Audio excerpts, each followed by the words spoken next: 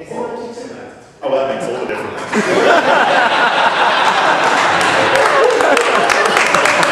Do you know, I enjoy it now.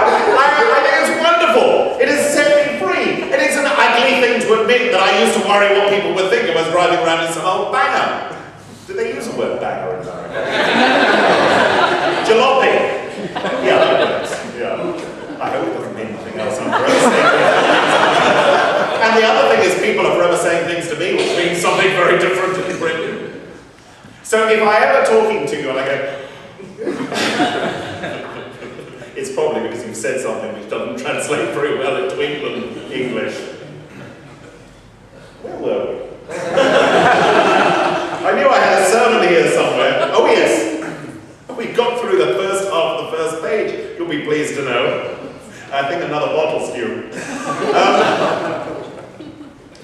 Spirituality optional. Add-on transformation. Ah, yes, here we go. Jesus is all about, from beginning to end, revealing the deeper reality. Now, over the last few weeks, I've been dropping difficult words into my sermons. So we're going to have another group of difficult words. Last week, if I remember, we had, what did we have? Oh, semiotics. We had a whole section on semiotics, and people seemed to follow me. I didn't get any glazed looks. People seemed to get something out of this. So we got metaphysics to start off with this week. Metaphysics is something that people don't talk about very much. It is a concept. It is the art. It is the science of looking for the realities that underlie the world in which we live. It is based upon the belief that yes, we have our physical world, which is made up of all the laws that we know about and a great deal more besides. But underlying that, there is a deeper reality. A reality in capital letters, if you like. Jesus is all about that deeper reality. Pursuing our faith journey involves asking questions about the ultimate nature of reality. It means questioning the structures that bind us as either superior or inferior human beings, and ultimately abandoning anything at all that falls short of inherent and continuing equality. Glimpsing reality, not just the reality of our knowledge and our senses, which has the grand title of the epistemological and the phenomenological. This will be in my notes online later, so don't worry about it. And real reality, which will be called the ontological, the nature of things, the thing that sits below the surface that we can see. That is where God stands revealed. It's what we call the kingdom. It's what we call heaven. If God is anything at all, God is real. More real than anything else that we can lay our hands upon in our lives. Considerably more real than the dollars in my pocket, if there are any. Considerably more real than the car I drive. Considerably more real than any concept I may have about my own status. It's not enough to say all are created equal. Despite differences in life experience and in the response to stimuli, it is essential that we say all remain equal. It is not good enough to say, well, we all started out equal, but some people have made a complete big deal of it, and look at them, they brought it on themselves. Until we can honestly say, and not one of us can, that if I went through exactly the same life experience, with exactly the same body, hormones, and everything else as that person, I would not have done the same thing. Then we cannot say anything at all except understand that we are all equal, but we start from very different positions, different things happen to us, different things affect us.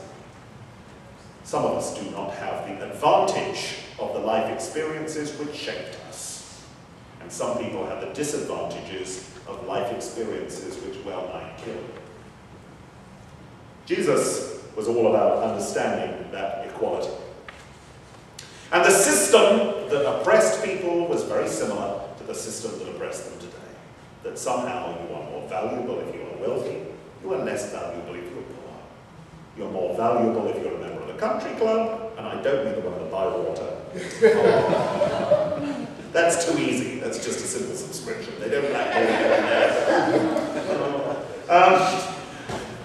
I mean the country club that it's difficult to get into. You know what I mean. No sniggering in the back rows. But any sort of status that human beings use to reinforce themselves is contrary to the word of Jesus Christ. This is why Jesus preached against wealth. It's why he preached against inordinate power. It's why he preached against the Pharisees who took it on themselves to hang salvation or damnation under the noses of the ordinary people, when really they were the only ones with a key to that particular door to salvation. All these things were based upon a concept of humanity whereby not everyone is equal. Not everyone was created equal, and not everyone continues equal. I'd just like to finish by saying, and I've said it before, that until we are able to get our heads around the concept that Barack Obama, or our governor, or Her Majesty the Queen, is no greater or lesser in the sight of God than somebody sleeping under the eye table, Amen. we cannot grasp what Christianity really means. And that is going to challenge us, because it means that we have to be willing to see people on equal terms.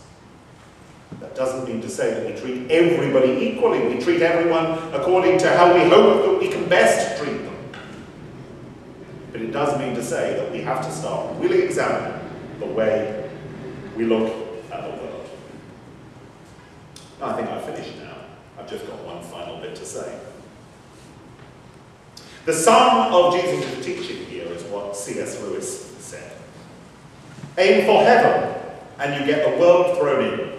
Aim for the world, and both will forever elude you.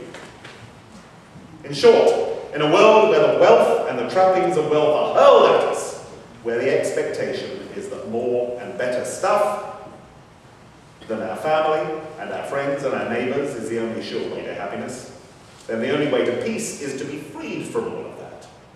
To be freed from financial bondage, freed from slavery to wealth, but also freed from slavery to poverty.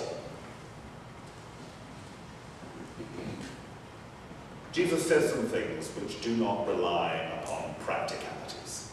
He says some things which are challenging to us because they appear to demand complete trust in God.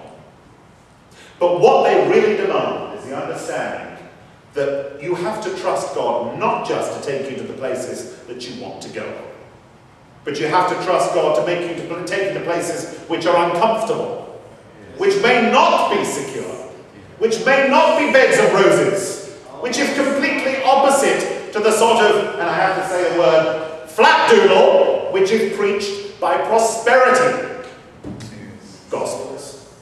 Nowhere in the New Testament, nowhere in the Gospels does it so much as hint at the prospect that Jesus wants his followers to be dripping with wealth, whilst others are still in poverty. That's right. That's right. On the contrary, Jesus has a radical message. You have to follow God wherever God leads you. Amen. And once you are willing to let go and let God in all things, you are free. You are completely free. If you are willing to walk with God no matter where, then nothing on earth has any power over you anymore. Amen.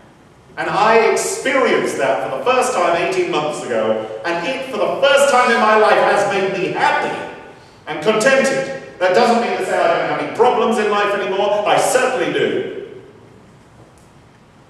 But in London, before I went to Lancaster, even whilst I was a priest in the Church of England, I had lots and lots of nice things, and they never made me happy.